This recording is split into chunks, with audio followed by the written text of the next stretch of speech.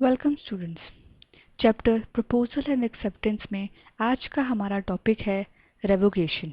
Revocation of proposal and revocation of acceptance. Revocation क्या है?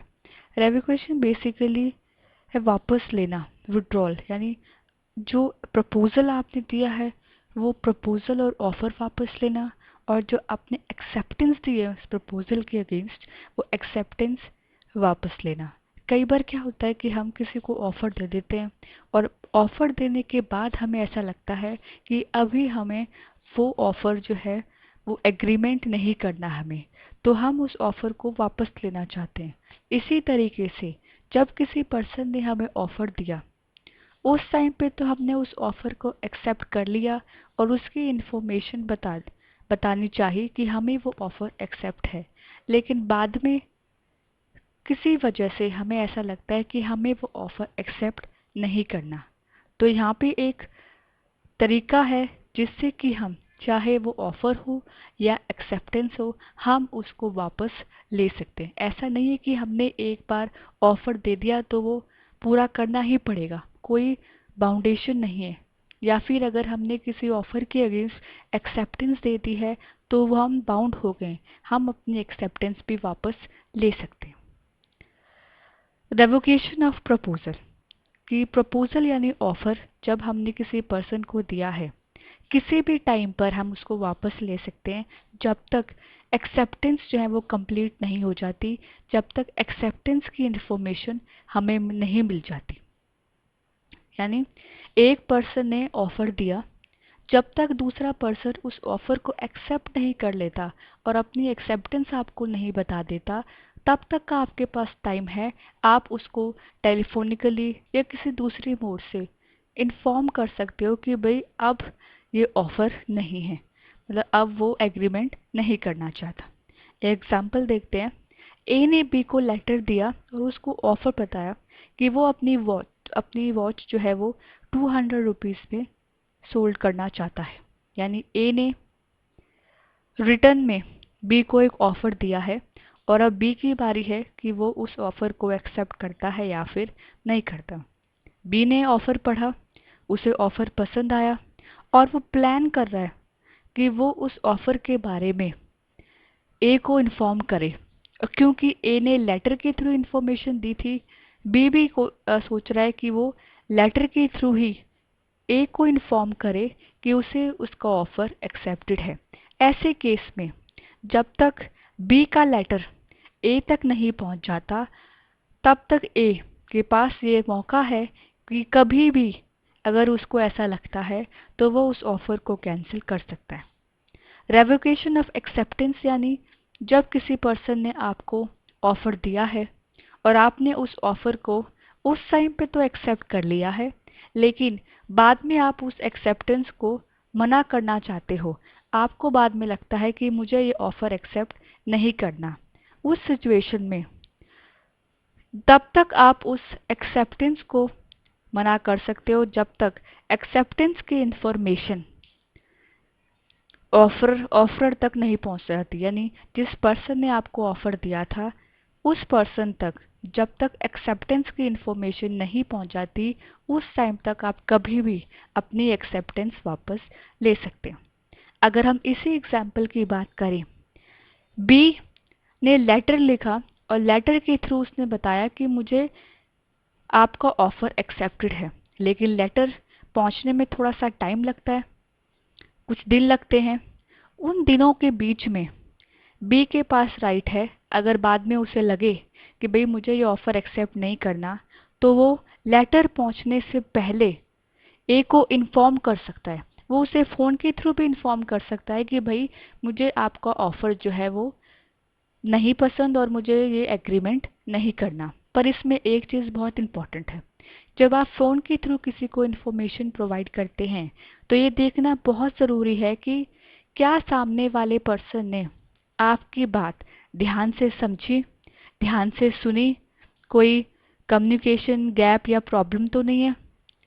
अगर सामने वाले पर्सन ने आपकी बात ध्यान से सुनी इसका मतलब आपने अपनी रिफ्यूज़ल की इंफॉर्मेशन उस पर्सन को कम्युनिकेट कर दी गई है। उसके बाद अगर वो लेटर पहुंचता भी है तो भी उसकी कोई भी वैल्यू नहीं रहेगी। तो ये था आपका रेवोकेशन मीन्स प्रपोजल और एक्सेप्टेंस दोनों को ही आप वापस ले सकते हो। प्रपोजल यानी जब तक सामने वाला पर्सन जिसको आपने प्रपोजल या ऑफर दिया है उसने आपका एक्सेप्टेंस उसकी पहुंच नहीं जाती उससे पहले आप वापस ले सकते हो। और same in case of acceptance, वो भी लेटर पहुंचने से पहले या इंफॉर्मेशन पहुंचने से पहले वापस ली जा सकती है। Modes of lapse of an offer. एक ऑफर जो एक पर्सन ने दिया, मोड्स यानी किन किन तरीकों से, लैप्स यानी कैसे आप एक ऑफर को जो किसी पर्सन ने दिया है उसे आप कैंसिल कर सकते। सबसे पहले है आपका बाय नोटिस। सेक्शन 4 और 5 जो आपका कॉन्ट्रैक्ट एक्ट है वो बताता है कि एक पर्सन नोटिस भेजकर अपना जो ऑफर है या अपना जो एग्रीमेंट है उसे कैंसिल कर सकता है। ऑफर जो है वो ऑफर के लिए जो हम नोटिस भेज रहे हैं कि हमें भाई ये कैंसिल करना है, रिवोक करना है, वो नोटिस आपका क्लियर होना चाहिए। या फिर आप बोलकर भी, लेटर के थ्रू, फ़ोन के थ्रू, जो भी आपको लगता है या अपने एक्शन बिहेवियर के थ्रू आप इन्फॉर्म कर रहे हैं सामने वाले पर्सन को कि अब कोई भी एग्रीमेंट नहीं होगा। By lapse of time. Lapse of time यानी जब किसी प्रपोजल में, जब किसी ऑफर में एक टाइम लिमिट था उसे एक्सेप्ट करने का और आपने उस टाइम लिमिट के अंदर एक्सेप्ट नहीं किया, उस टाइम लिमिट के अंदर आपने अपनी एक्सेप्टेंस नहीं दी, तो वो ऑफर अपने आप कैंसिल हो जाएगा। सपोज मैंने किसी को कोई ऑफर दिया और मैंने उसको 1 मंथ का टाइम दिया कि आप अच्छी तरीके से सोच लें और 1 महीने के अंदर अंदर मुझे अपना जवाब दे दें कि आपको मेरा ऑफर एक्सेप्टेड है या फिर नहीं है। लेकिन 1 महीने के अंदर भी जिस पर्सन को मैंने ऑफर दिया था उस पर्सन ने मेरा ऑफर एक्सेप्ट नहीं किया, मुझे कोई जवाब नहीं दिया। ना तो उसने एक्सेप्टेंस का आंसर दिया और ना ही उसने कहा कि मुझे ये ऑफ़र पसंद नहीं, मैं इसे रिजेक्ट करता हूँ, तो अपने आप ही वो ऑफ़र जो है वो रिजेक्टेड माना जाएगा। नेक्स्ट है non fulfilment of an essential pre condition. Offer देते वक्त अगर किसी पार्टी ने कोई कंडीशन लगाई है और वो कंडीशन पूरी होनी बहुत ज़रूरी है और जिस पर्सन को आपने ऑफ़र दिया है उस पर्सन ने उस कंडीशन को, उस प्री कंडीशन को पूरा नहीं किया, तो भी वो ऑफ़र जो है वो आपका पूरा माना नहीं जाएगा। जैसे ए ने बी को एक प्रपोज़ल दिया कि वो उसको अपनी कार सोल्ड करना चाहता है 1 लाख रुपीज़ में, पर एक प्री कंडीशन लगाई कि उसको एडवांस 10,000 रुपीज़ एडवांस पे करने पड़ेंगे 3 दिन के अंदर अंदर। यानी ए और बी, दो पर्सन के बीच में एक ऑफ़र हुआ है, ए ने बी को ऑफ़र दिया है, वो उसको अपनी कार सोल्ड करना चाहता है, कार की वैल्यू 1 लाख रुपीज़ है, लेकिन एक छोटी सी कंडीशन भी है कि भई एडवांस में 10,000 रुपये देने पड़ेंगे और वो 10,000 रुपये भी 3 दिन के अंदर अंदर आपको पे करने होंगे। तो अगर बी इस प्री कंडीशन को पूरी कर देता है तो वो एग्रीमेंट होगा, क्योंकि अगर उसने इस प्री कंडीशन को पूरा किया, उसने 10,000 रुपीज़ दे, इसका मतलब वो एग्री है, उसकी एक्सेप्टेंस है, वो इस एग्रीमेंट को करना चाहता है। और अगर इसने इस प्री कंडीशन को पूरा नहीं किया तो इसका मतलब वो ऑफर जो है वो ख़त्म हो जाएगा, रिजेक्ट हो जाएगा। बाय डेथ, जिस पर्सन ने आपको ऑफर दिया है अगर उस पर्सन की डेथ हो जाती है, जो दो पार्टीज जिसके बीच में एग्रीमेंट होना था, दो पर्सन जो आपस में अपनी अपनी प्रॉमिसेस पूरा करने वाले थे, उसमें से एक पर्सन की जिसने ऑफर दिया है अगर उसकी डेथ हो जाती है, वो इंसॉल्वेंट हो जाता है, वो अनसाउंड माइंड का हो जाता है, तो उस सिचुएशन में वो ऑफर जो है अपने आप रिजेक्ट होगा।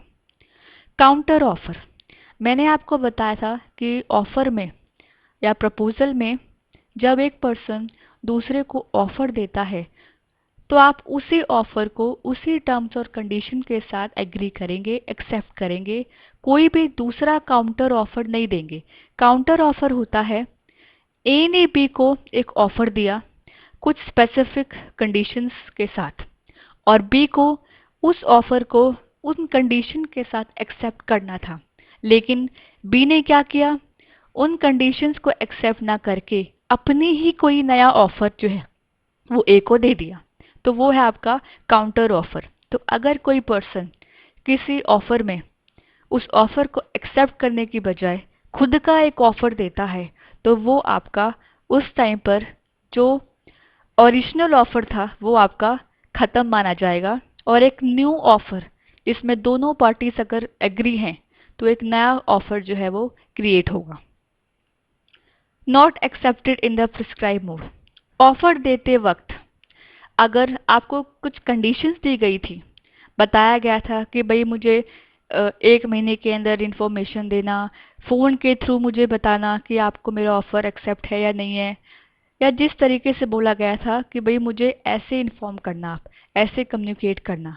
अगर जिस पर्सन को ऑफ़र दिया गया है वो इन कंडीशंस को, इन इंस्ट्रक्शंस को फॉलो नहीं करता और उस तरीके से इन्फॉर्म नहीं करता, उस केस में भी स्टूडेंट्स वो ऑफ़र जो है वो ख़त्म माना जाएगा। Law changed. बिल्कुल, जब एक पर्सन किसी को ऑफ़र देता है और दूसरा पर्सन उस ऑफ़र को कई बार एक्सेप्ट कर लेता है और दोनों पर्सन के बीच में एक एग्रीमेंट होगा जिसमें दोनों पर्सन अपने अपने प्रॉमिसेस को पूरा करेंगे। उस टाइम पर सब कुछ ठीक चल रहा होता है, लेकिन हो सकता है कि जब दोनों पर्सन को अपना अपना जो ऑब्लिगेशंस, जो प्रॉमिस पूरा करना है, उससे पहले लॉ चेंज हो गया, गवर्नमेंट ने नए रूल्स बना लिए, जिसकी वजह से ये पॉसिबल नहीं है कि आप अपने प्रोमिस को पूरा कर पाएँ। उस सिचुएशन में भी जो आपका एग्रीमेंट है, जो आप ऑफर है, वो कैंसिल माना जाएगा। सो फॉर एग्जांपल, दो पर्सन हैं ए एंड बी, दोनों ही डिफरेंट एरियाज में रहते हैं, डिफरेंट स्टेट्स में रहते हैं। एक ए जो है वो हरियाणा से बिलोंग करता है और बी जो है वो पंजाब से बिलोंग करता है। दोनों ने आपस में एक एग्रीमेंट किया। ए ने कहा वो 1000 क्विंटल राइस जो है वो बी को देगा 1 मंथ बाद, और बी ने जो है वो कहा ठीक है, आप मुझे 1000 क्विंटल राइस देना और मैं आपको पेमेंट करूँगा। लेकिन बीच में जो ये 1 महीने का टाइम पीरियड है, ड्यूरेशन है, उसमें जो है वो रूल थोड़ा सा चेंज हो गया। पंजाब ने, जो गवर्नमेंट है, उसने एक नया लॉ बनाया कि हम किसी दूसरे स्टेट से फूड ग्रेन्स जो हैं वो नहीं लेंगे। उस सिचुएशन में पॉसिबल नहीं था ए के लिए कि वो राइस जो है वो बी को सोल्ड करे, और बी के लिए पॉसिबल नहीं था क्योंकि उसके स्टेट में जो है रूल चेंज हो गया। तो बाद में हो सकता है कि कुछ चेंजेस, सिचुएशन चेंज हो जाए, रूल्स चेंज हो जाए, जिसके बाद ये पॉसिबल नहीं है कि हम अपने एग्रीमेंट को पूरा करें। तो ये कुछ कंडीशंस थी, ये कुछ रीजंस थे या मोड्स थे जिसकी वजह से एक ऑफर या एक एग्रीमेंट जो है वो कैंसिल हो सकता है। कम्युनिकेशन ऑफ स्पेशल कंडीशन, ये एक बहुत ही इम्पॉर्टेंट कॉन्सेप्ट है। वैसे तो कम्युनिकेशन जब हम ऑफ़र किसी को देते हैं तो उस ऑफ़र की सारी बातें हमें पहले ही क्लियर कर देनी चाहिए, ताकि सामने वाला पर्सन उन सारी बातों को ध्यान में रखकर ही अपनी एक्सेप्टेंस दे और दोनों पर्सन एक एग्रीमेंट करें और उस एग्रीमेंट की कंडीशंस को भी पूरा करें। अगर आप कोई ऐसा ऑफर दे रहे हैं जिसमें कोई स्पेशल कंडीशन है जो पूरी होनी ज़रूरी है, तो उस कंडीशन के बारे में कम्युनिकेट करना बहुत ही ज़रूरी है किसी कॉन्ट्रैक्ट में, ताकि पार्टी जो है, जिस पर्सन को आप ऑफर दे रहे हैं, वो उस कंडीशंस को पूरा करे। अगर आप उसको इन्फॉर्म ही नहीं करेंगे तो कैसे उन कंडीशंस को पूरा करेगा? कैसे आप उस पर्सन को लाइबल कर सकते हैं कि वो उस कंडीशंस को पूरा करें?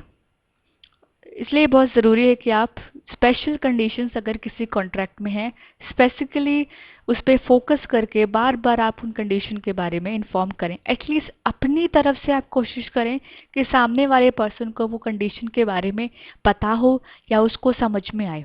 उसके बाद भी अगर जानबूझ के वो नहीं समझ रहा तो वो उसकी गलती होगी, वो उसके लिए रिस्पॉन्सिबल होगा। फॉर एग्ज़ाम्पल,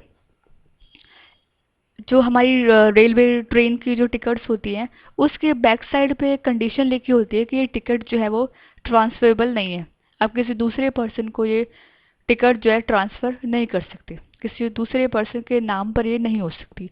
सेम आपके बस में भी होता है जो हम टिकट लेते हैं वो इसी पर्सन की होती है जो उसके लिए पे करता है। कोई दूसरे पर्सन को आप वो टिकट जो है वो ट्रांसफ़र नहीं कर सकते और नेक्स्ट डे भी वो टिकट जो है वो यूज़ नहीं की जाती।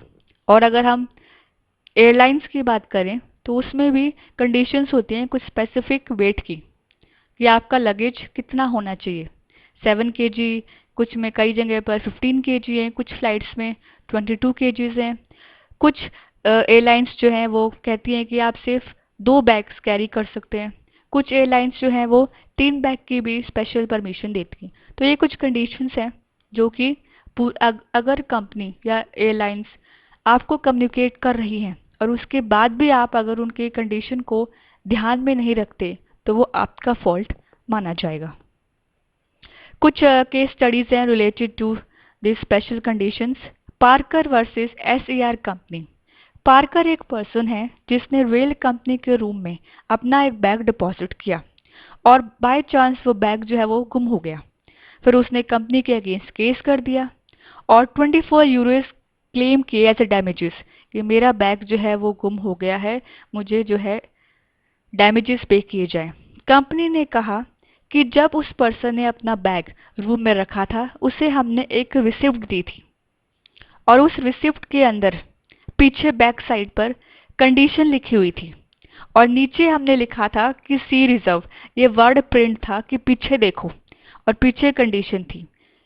कंडीशन क्या थी कि एक्स्ट्रा चार्जेस पे करने के बाद ही कंपनी रिस्पॉन्सिबल होगी किसी भी चीज़ के लिए या किसी भी सामान के लिए जिसकी वैल्यू 10 यूरो से ज़्यादा है।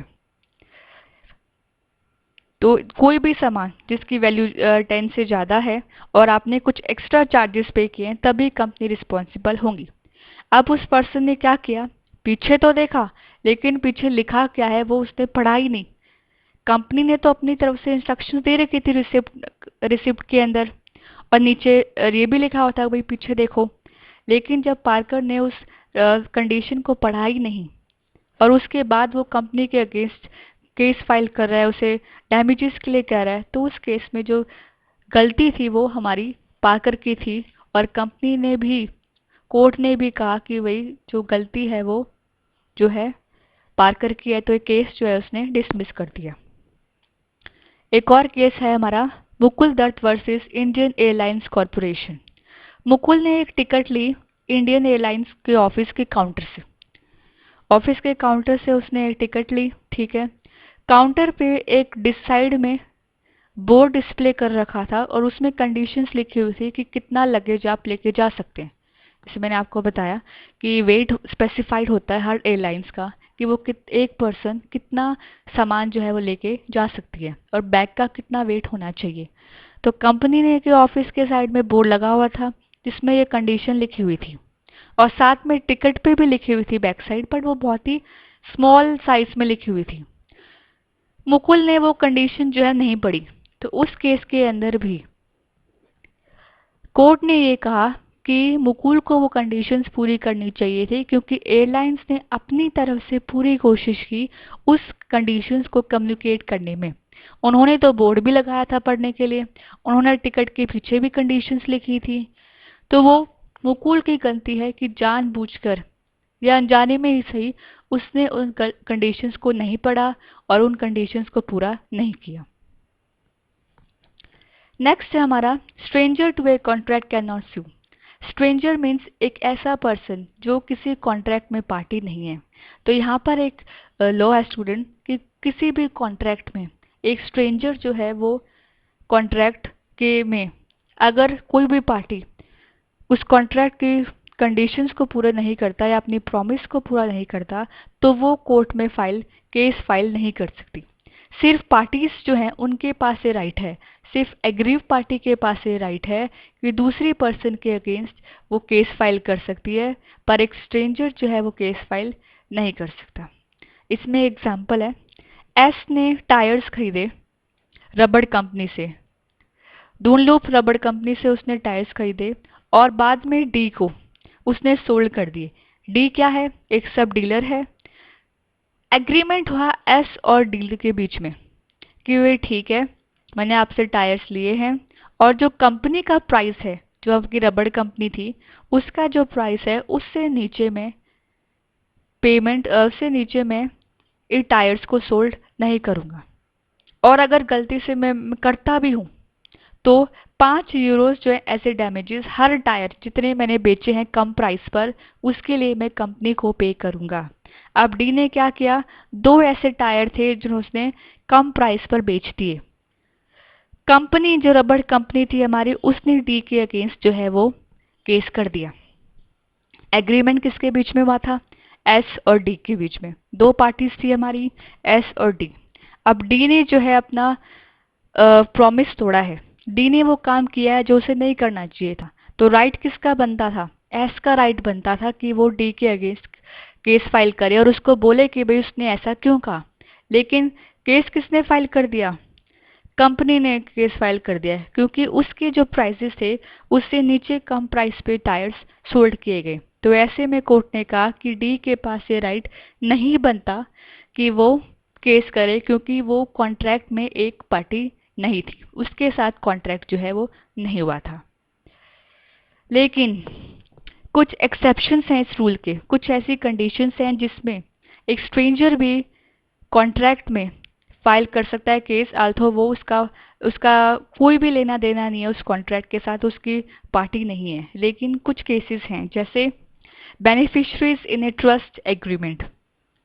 एक पर्सन जिसे हम बेनिफिशरी कहते हैं, जिसकी फेवर में एक ट्रस्ट क्रिएट की गई है, उसके पास ये राइट होता है कि वो केस कर सकता है, इवन वो उस केस का या उस कॉन्ट्रैक्ट का पार्टी हो या फिर नहीं हो।